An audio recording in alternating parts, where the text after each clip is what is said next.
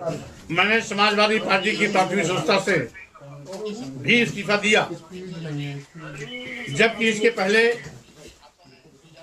12 फरवरी 2024 को समाजवादी पार्टी के राष्ट्रीय श्री अखिलेश यादव से मेरी वार्ता हुई थी कि कुछ लोग पार्टी में ऐसे भी हैं जो समाजवादी पार्टी विचारधारा के साथ उलटवासी चल रहे हैं, समाजवादी पार्टी को कमजोर करने की कोशिश कर रहे हैं। और ऐसे ही तत्व जब मैं समाजवादी पार्टी की आधार को बढ़ाने के लिए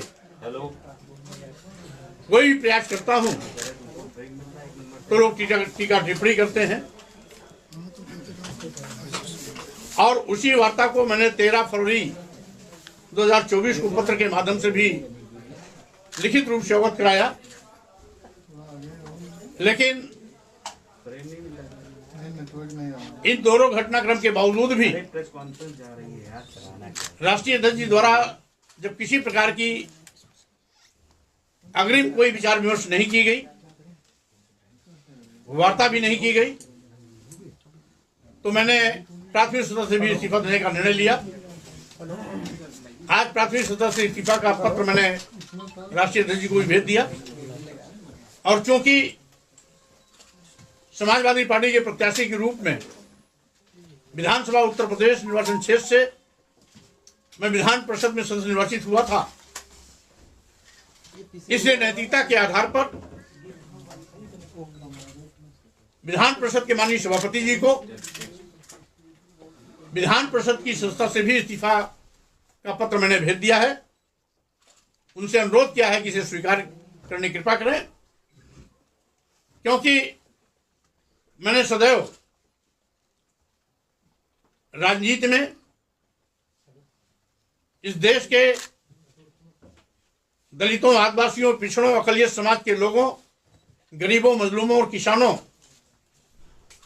की समस्याओं को प्राथमिकता दी है।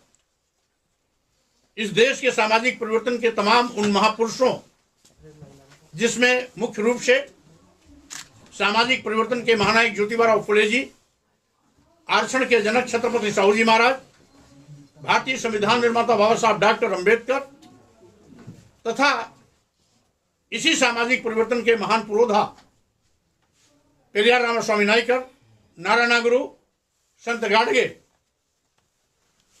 मानवर कांशीराम साहब, पेरियार लालजी सिंह यादव, रामस्वरूप वर्मा, शहीद जगदेव बाबू के विचारधारा को लेकर के शुरुआती दौर से लड़ाई लड़ता रहा, इनके मिशन पर काम करता रहा।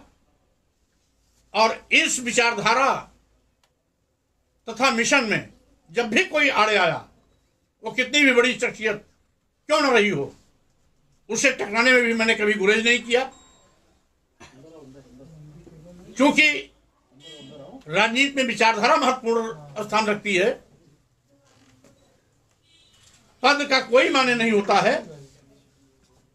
मैंने विचारधारा के लिए पद छोड़ी है, कुर्सी छोड़ी है, कभी नेता विरोधी दल का पद छोड़ा, कभी एक नहीं इसके पूर्व और वर्तमान में भी राष्ट्रीय महासचिव का पद छोड़ा, कभी विधायक पद से इस्तीफा, एमएलए के पद से इस्तीफा दिया, तो कभी एमएलसी के पद से इस्तीफा दिया।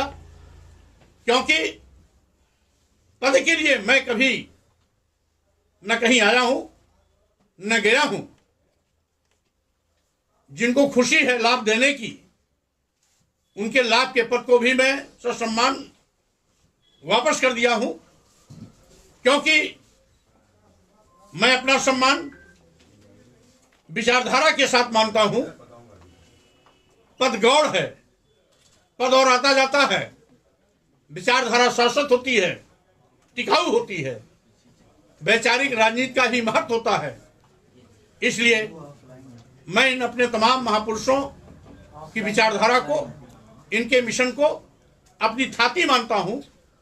और इसी विचारधारा को जीवंत बनाए रखने के लिए मैंने सभी प्रकार के पद का त्याग किया है, विधान परिषद का भी त्याग किया है। अब आने वाली 22 फरवरी 2024 को दिल्ली के तालकटोरा स्टेडियम में कार्यकर्ताओं के साथ समागम होगा, जहां पर आगे की दिशा तय होगी, नई पार्टी का ऐलान होगा और कोशिश होगी इस विचारधारा पर चलते हुए इस देश के गरीबों, दलितों, आदिवासियों, पिछड़ों, अल्पसंख्यक समाज के लोगों के सम्मान स्वाभिमान की रक्षा करने के साथ साथ सत्ता शासन में हिस्सेदारी सुनिश्चित कराने में मैं कामयाब हूं। ऐसी चाहत के साथ मैं कदम आगे बढ़ा रहा हूं और आज जिस तरीके से प्रदेश और देश में बैठी हुई सरकारें इस देश के अनुसूचित जाति, अनुसूचित जनजाति और पिछड़ों का आरक्षण खत्म कर रही हैं, लंबे अरसे से चली आ रही मांग, जातिवाद गणना की मांग को ठुकरा रही है, देश के करोड़ों नौजवान को आज उनकी रोजी रोटी, रोजगार छीन करके मोहताज बनाया जा रहा है। किसानों को दुगना लाभ दिलाने का वादा करने वाले लोग दुगना लाभ तो नहीं दिला पाए, अलबत्ते उनके रास्ते में कील कांटे बिछाए जा रहे हैं, उन पर लाठियां बरसाई जा रही हैं। व्यापारियों को कमर तोड़ने के लिए ईडी का दुरुपयोग किया जा रहा है। लोकतंत्र को कमजोर करने के लिए ईडी, सीबीआई, इनकम टैक्स के माध्यम से आवाज को कुचलने का प्रयास किया जा रहा है। भारतीय संविधान की भावनाओं से खिलवाड़ किया जा रहा है। देश की राष्ट्रीय संपत्तियों को अपने चहेते उद्योगपतियों के हाथों में कौड़ियों के भाव बेचा जा रहा है, जिससे स्पष्ट है कि आज देश खतरे में है, संविधान खतरे में है, लोकतंत्र खतरे में है। मैं लोकतंत्र, संविधान और देश को बचाने के लिए स्वाभाविक रूप से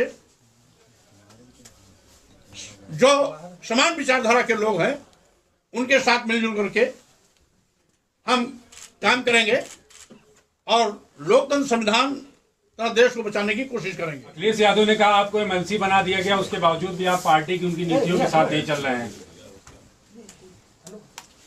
अब उनका सेकुलरिज्म सबके सामने आ गया। जिस पीजीए का उन्होंने नारा दिया उसकी हवा खुद निकाल दी। जो खुद अंधेरे में है वो दूसरों को उजाले में कैसे ले जा सकता है? जो खुद किंग कर्तव्य विमूढ़ है, ना इधर है ना उधर है, वो दूसरों को रास्ता कैसे दिखा सकता है? समाजवादी पार्टी के लोग आज समाजवाद के रास्ते से भटक गए हैं।